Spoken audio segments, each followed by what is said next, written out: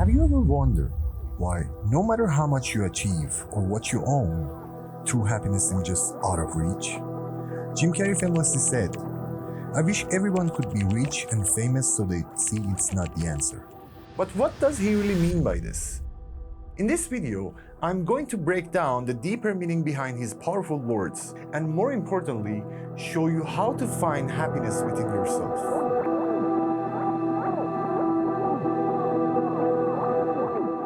Before we dive into the deeper meaning of Jim Carrey's powerful words, let's take a moment to hear it from himself. I've often said that I wished people could realize all their dreams and wealth and fame, and so that they could see that it's not where you're going to find your sense of completion. I believe that I had to become a famous, idea. Yeah. And get all the stuff that people dream about, and accomplish a bunch of things that that look like success in order to give up my attachment to those things.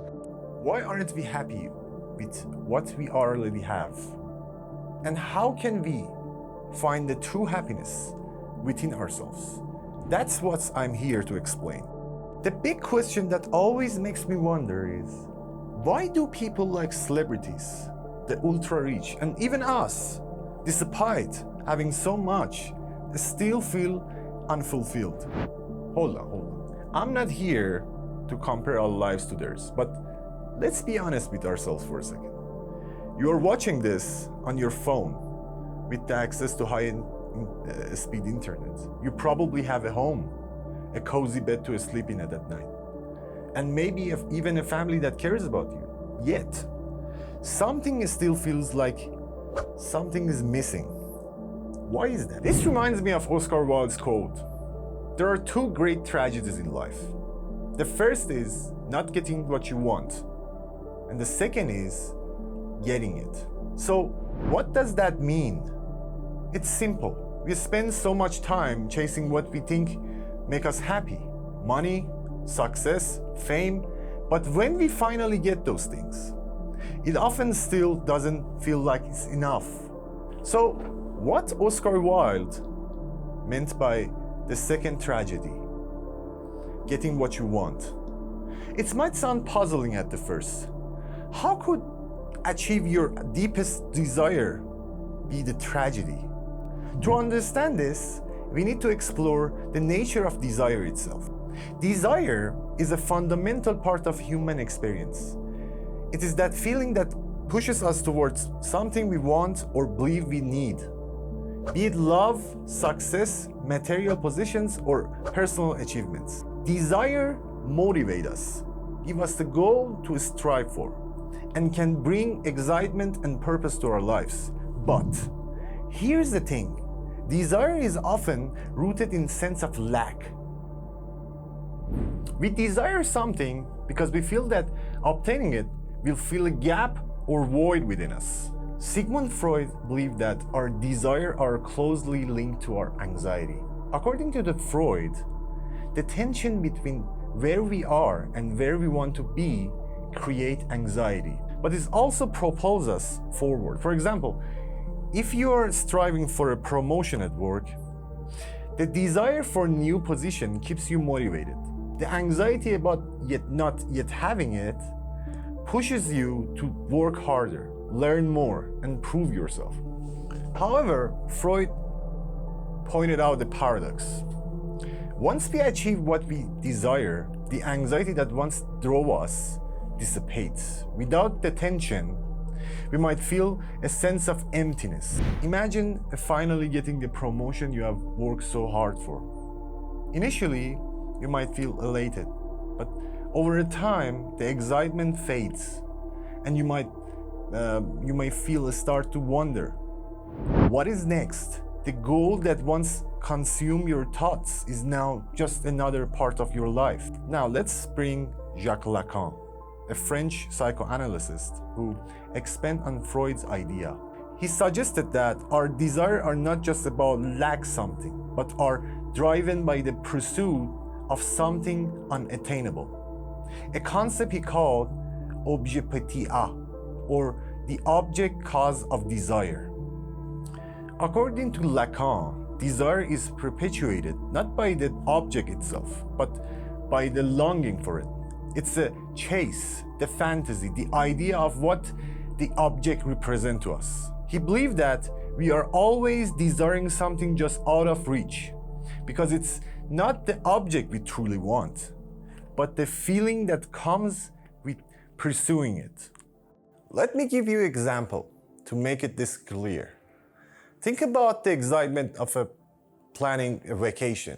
You spend months dreaming about the destination, imagining the experience you will have, the relaxation, the adventure. This anticipation fuels your desire and brings joy in the lead up to the trip. But often, when you finally go on the vacation, it doesn't quite live up to the fantasy you built in your mind. Maybe the weather isn't perfect, or experience isn't transformative as you imagined. The reality cannot match the idealized version you created. Lacan would say that the true object of your desire wasn't the vacation, but the longing and fantasizing about it.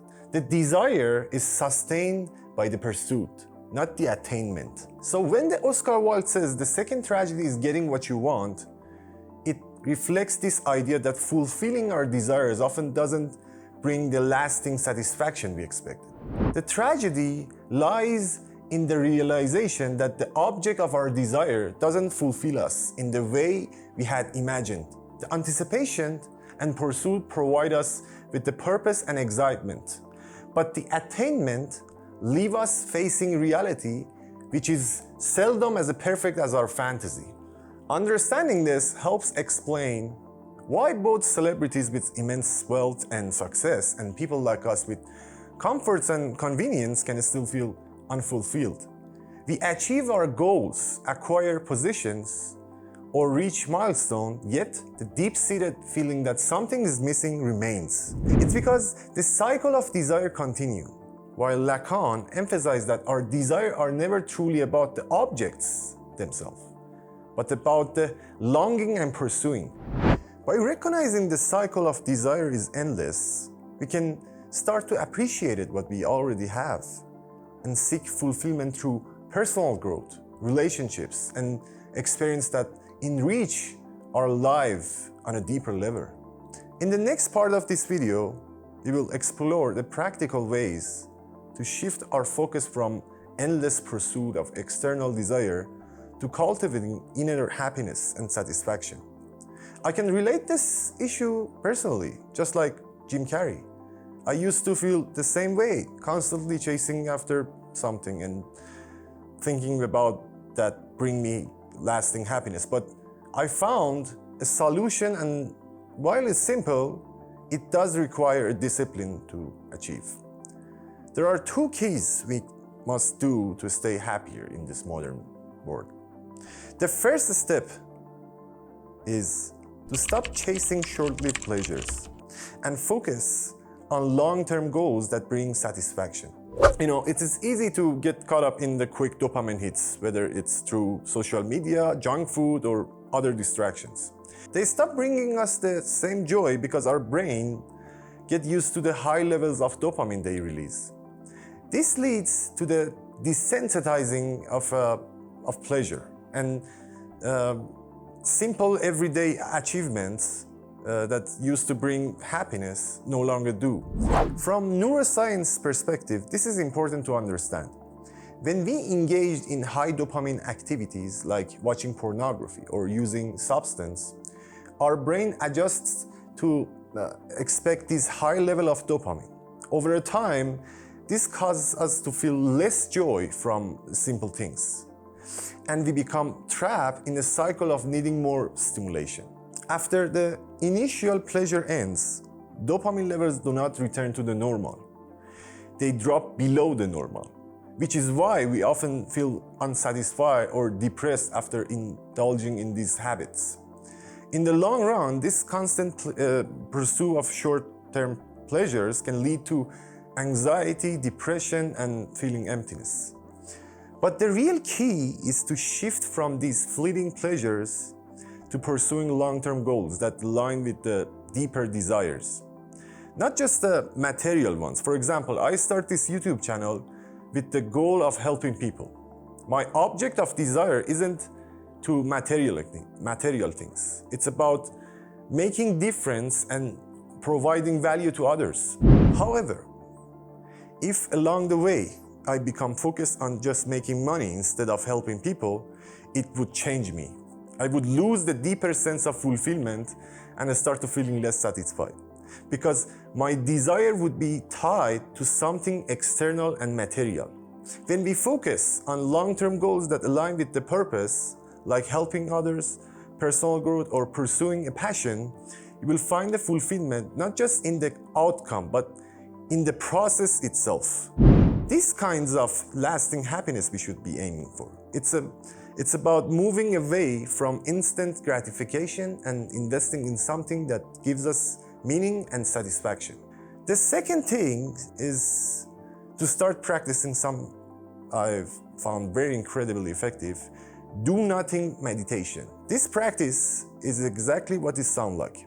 You literally sit and do nothing for a amount of time. It might sound counterintuitive in the world that tells us we need to always be productive and entertained, but this form of meditation helps reset your mind and break this cycle of the stimulation. So here's how it works. Find a quiet place where you won't be disturbed. Set a timer for about 10 to 20 minutes. Sit comfortably and simply allow yourself to be. Don't try focus on your breath and don't force yourself to clear your mind. Just sit there and allow your thoughts to come and go. You know, at first it might be uncomfortable or even boring because we are used to constantly do something. But over time, this practice trains your brain to be okay with stillness. It's lower your dependency on external stimulation and reset your dopamine levels so that you start finding joy in the simpler things in your life.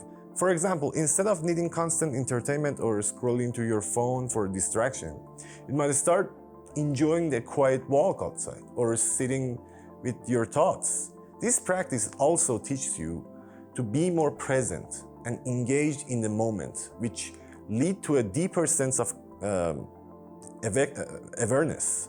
But I have to mention, it's not easy at the first because it requires discipline, but the reward is worth it. Instead of constantly chasing happiness in the external things, you will start to find it within yourself. So, to wrap things up, let's remember what Jim Carrey and Oscar Wilde were really pointing out. Happiness doesn't come from reaching external goals or fulfilling our desires. It's about understanding that the chase for constant pleasure and external validation can leave us feeling empty. But the focusing on long-term fulfillment and practicing mindfulness through something as do-nothing meditation, we can find a deeper or more lasting sense of peace and awareness. It is not about eliminating the desire completely, but it's about being aware how we pursue it. Happiness isn't something you find out there. It's something you cultivate from within. So if you found this video helpful, make sure you like, share, and subscribe for more content like this. And remember, happiness isn't something you achieve. It's something you experience every day in the simple moments.